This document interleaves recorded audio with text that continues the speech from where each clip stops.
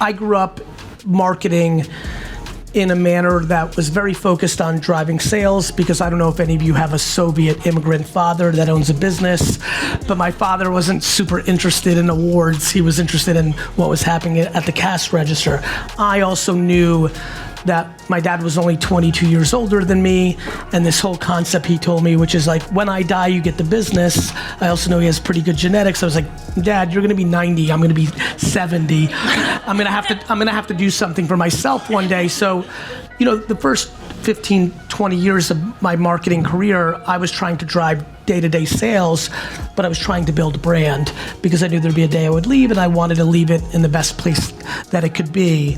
And so when I got into the Fortune 500 marketing world 14 years ago, one of the more interesting observations I had pretty quickly, and definitely the answer to this question, is I don't think I really see around corners. I think our industry is incredibly good at putting yesterday on a pedestal and putting tomorrow on a pedestal, and struggling to maximize today. And for me, you know, things like making real commitment to social media, creative and media isn't around the corner. When I get credit for being right about TikTok, it had hundreds of millions of users. That's not seeing around the corner. That's understanding that this was hitting scale, but the big companies in the world weren't doing it because it wasn't measured yet.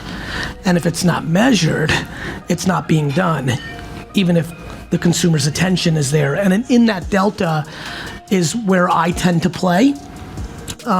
That being said, I spend enormous time paying attention to things like AI or the metaverse and things of that nature. I just don't like spending actual execution dollars on it, because I don't think the consumer attention's there versus the value. So, you know, I appreciate that.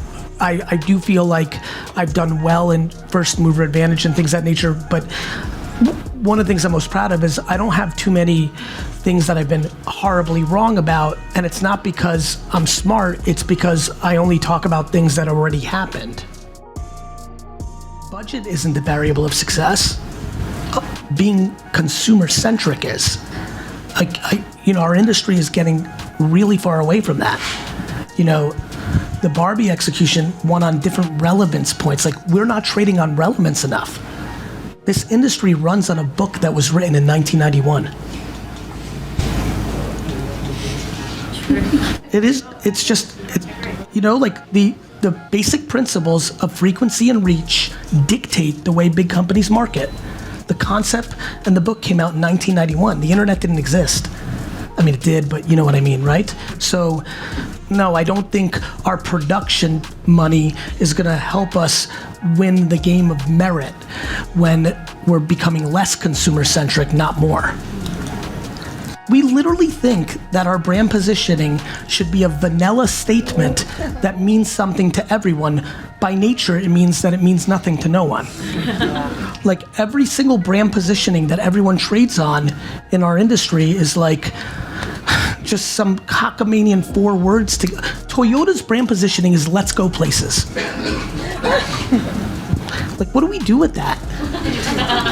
Like, they're still gonna make a video with a fucking car going up a mountain. Like, we're just not having real conversations, and when you don't have real conversations for a long period of time, bad shit happens. But I can tell you one thing, in the last 20 years, as the biggest brands in the world have lost market share because of the reality of the internet, holding companies have made a lot of money. Why? Because they separated media and creative, and now they don't have to be held accountable. It's really hard to be a service provider when you're beholden to your shareholders. The bigger question is, why does this industry spend most of its money on TV and programmatic? Because I can tell you those are the 2 most profit centers for agencies, and I find that curious.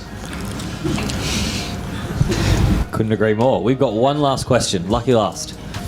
Hi, Gary. Hi. We met this morning. Yes. So it's interesting, though, because you said that you're making more Super Bowl ads than the other company. How are you affecting change? Because I see Super Bowl ads as probably the most expensive, overproduced creative probably ever. So what's the change there? Our thesis is not that television's bad or social's good. Our thesis is that we should buy the best attention for the best price we can.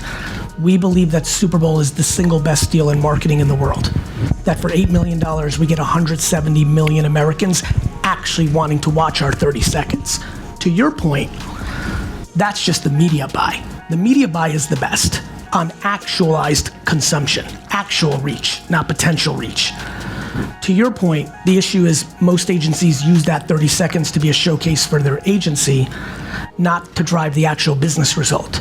And most brands want to spend on a celebrity, which ends up building the brand of the celebrity, not the brand. So I think there's a lot left to do proper advertising within a spot, but we view Super Bowl as the most underpriced media globally. Like, we look at everything. I mean, World Cup patches, there's some hacks there, but to get 170 million people to want to watch your 30-second, people don't want to watch your social media videos either. It's just that it's so well integrated into the product, and if you're good at making them, people will watch them. Right? If social media feeds had the same natural break that television had, nobody would watch them either. We're prepped to not watch. We're conditioned to not watch. Super Bowl is the reverse. The entire country of America is excited for the whole week to actually watch the advertising. So that's a profound opportunity. So we see that a little bit different. If I'm a marketer right now, Yes. what the fuck do I do with AI? Probably not much. Like, you should be educated. You shouldn't say no. There's not a person in this room, given what they do for a living and where they are in their careers, that shouldn't be playing with AI probably on a weekly basis, given how massive of a technology it's going to be. That's just going to affect your life. Forget about your professional career. Not playing with AI today would be like the people you made fun of 25 years ago not going on the internet. Yeah. You know, like, it's really funny watching people deal with AI or the blockchain. People are so in love with they hate change so much that most people don't realize they've become their parents. Right? The thing you made fun of your parents for, of like not knowing how to use email or not wanting to go away from the BlackBerry to the iPhone, or all the things that you've spent the last 30 years making fun of, you've now become. You know, and so I would encourage people to play with it, because your personal subjective opinion of technology has no impact on technology and what it's going to do. And so I think that people should be playing with it, but there's a lot to go with AI. For example, all of us, if you're paying a little bit of attention, are aware that generative creative is going to be a very big deal. The reason for a lot of people in this room we can't go there yet is we all know that the copyright and trademark issues are looming, and big companies can't be posting that creative yet because there's liability. But that doesn't mean you can't start doing it maybe for some internal use to build decks and play with. So I would just say, like, this is a training wheels phase, right? And really, you should be doing this for yourself, because there is no outcome where this technology is not profoundly important. And I think that is the bigger issue and opportunity.